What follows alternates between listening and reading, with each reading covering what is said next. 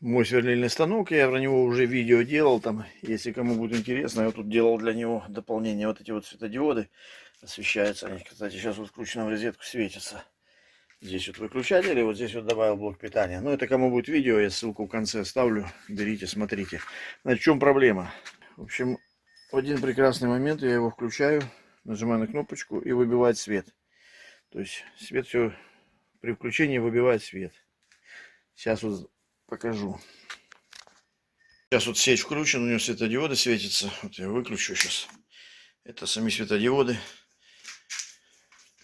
Теперь включаем в сеть. Вернее, включаем рубильничек. Он должен заработать. Вот что происходит. Все. Выбило свет. Теперь бегу включать. Выбивает, в общем, рубильник. Сейчас свет включил. Но если включаем светодиоды, вот они все загораются. Значит, сюда 220 приходит, все нормально, запитывается. Единственное, при включении, то есть когда должен срабатывать мотор, вырубает свет везде. Будем теперь проверять. Ну, что дело в чем? Сейчас вот 220 включено, вот они светятся, тут светодиоды. Значит, то есть нормально приходит, трансформатор запитывается, сюда подается. Значит, при включении только когда включается мотор. Начнем с этого. Вот разбираем. Вот здесь один болтик выкручиваем и вынимаем вот этот автомат. Вот я его выкрутил. Вот эти два синих, вот с этой стороны, эти два синих. Это сюда приходит 220, питание с розетки. Ну, здесь не забывайте, потому что здесь вот еще стоит конечник. То есть приходит коричневый провод, он приходит сюда, и отсюда уже синие сюда возвращаются. Поэтому здесь два синих. Вот. Здесь они приходят, здесь нормально. То есть отсюда же у меня тоже трансформатор запитанный.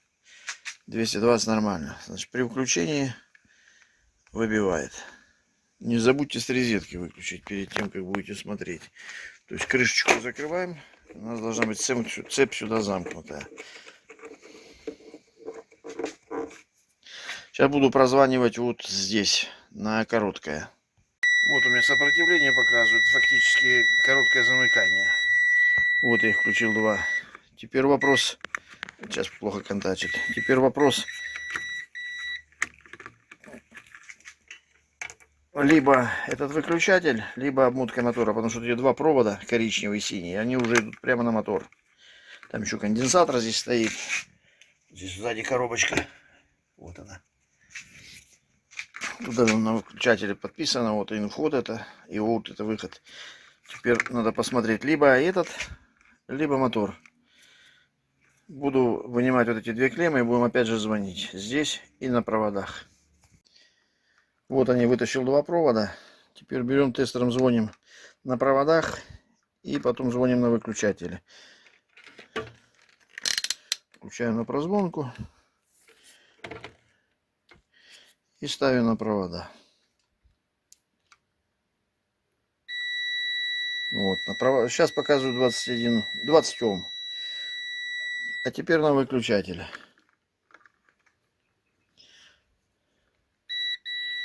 Вот, на выключателе у меня показывают короткое. То есть проблема не в моторе. Не в моторе, проблема в этом выключателе. Вытянул кнопку. Сейчас включил все в розетку, включено. Вот светодиоды светятся, тут видно. Вот. 220 присутствует. Это значит без кнопки. Патрон стоит. Берем, просто и замыкаем. Вот, заработало. То есть 100% кнопка. В общем, кто как хочет, то так и ремонтирует. Можно поставить обыкновенный спаренный тумблер. Можно заменить кнопку. То есть, кто хочет, меняет. Кому интересно, я сразу скажу, кнопку я разобрал. Там диодный мост полетел. То есть, можно заменить диодный мост, можно отремонтировать кнопку. Ну, заморачиваться не буду. Поставлю кнопку и все. Кому было интересно, лайкаем, подписываемся. Всем удачи, всем всего хорошего. Кому интересен этот выключатель, тоже Китай, значит, скажу так. Вот он разобранный. Вот на нем выгорел вот этот вот диодный мост квадратный. То есть он звонится, у него короткая. Поэтому кто хочет, где ремонтируйте. Ну, я ремонтировать не буду, нету смысла. Сейчас попробую сделать фотографию качественно, чтобы было видно название. потом выложу тоже, пускай кто хочет, тот смотрит. Просто можно заказать уже готовый целый, новый поменять. Можно поставить обыкновенный тумблер и будет прекрасно работать.